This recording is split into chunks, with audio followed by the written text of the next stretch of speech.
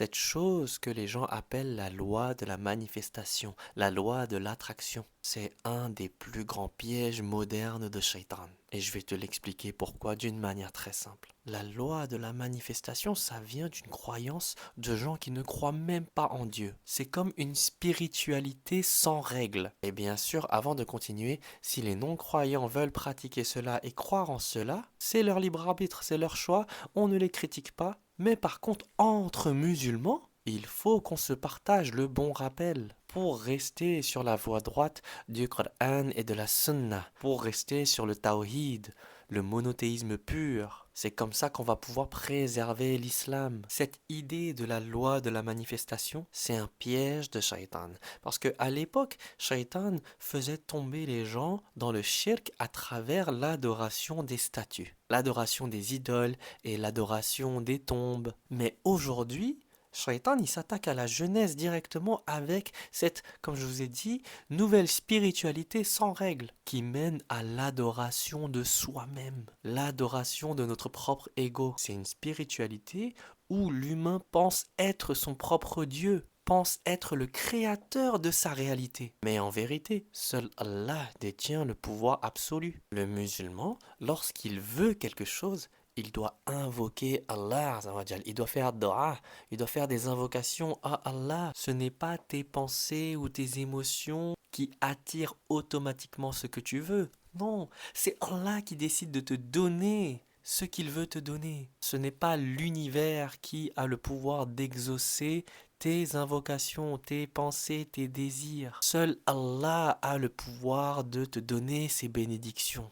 Allah a créé l'univers. Donc on ne peut pas dire c'est l'univers qui me donne, c'est Allah qui te donne. C'est toujours le créateur qui te donne les bénédictions, pas les créations. C'est très très très important pour un musulman de comprendre cela, pour qu'il puisse rester sur le tawhid et qu'il s'éloigne du shirk. C'est très bien de penser positivement, il n'y a pas de mal à ça, il faut être optimiste. Mais il faut toujours se rappeler que si les bonnes choses arrivent dans notre vie, si on a des bénédictions qui arrivent, c'est pas parce qu'on a pensé souvent à quelque chose, c'est parce que c'est Allah qui a décidé de mettre ça dans ta vie, de te donner cette bénédiction. Tu n'es pas créateur de ta propre réalité, c'est Allah le créateur. Et c'est en invoquant Allah que ta vie peut changer. C'est grâce à Allah. Donc le musulman ne doit pas croire en la loi de l'attraction, la loi de la manifestation. Le musulman doit croire en Allah, Azawajal.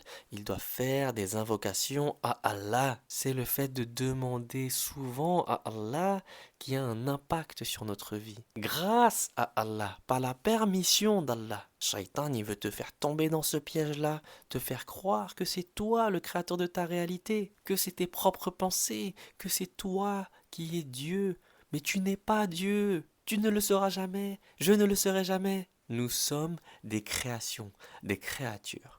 Et il n'y a qu'un seul créateur. Il n'y a pas de mal à penser positivement, à être optimiste, à avoir une bonne opinion de notre Seigneur. Il ne faut pas croire que c'est grâce à nos pensées ou nos émotions ou notre vibration, notre énergie qui fait qu'on reçoit des choses dans la vie grâce à l'univers. Non, c'est grâce à Allah. Allah nous a déjà donné le guide parfait il y a plus de 1400 ans avec le Coran et la sunna du prophète Mohammed sallallahu alayhi wa sallam. La religion d'Allah, elle est parfaite. Allah nous l'a dit qu'il a parachevé notre religion.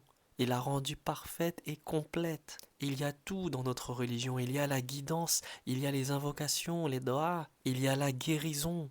On n'a pas besoin des cartes de tarot, de l'astrologie, tout ça c'est du shirk. C'est chercher guidance en dehors d'Allah, en dehors de ce que Allah a agréé. Et donc voilà, souviens-toi, si tu veux quelque chose, demande-le souvent à Allah, Azawajal. Il n'y a pas de souci, tu demandes à Allah, mais te rends pas fou en te disant oh, je veux être riche, alors je vais juste penser souvent à être riche. Non, ça marche pas comme ça. Demande directement à Allah. On a cette bénédiction d'avoir cette religion, d'avoir ce savoir qu'on peut parler directement à notre Créateur. Agis avec les causes permises, les causes halal. Agis dans ce que Allah a agréé.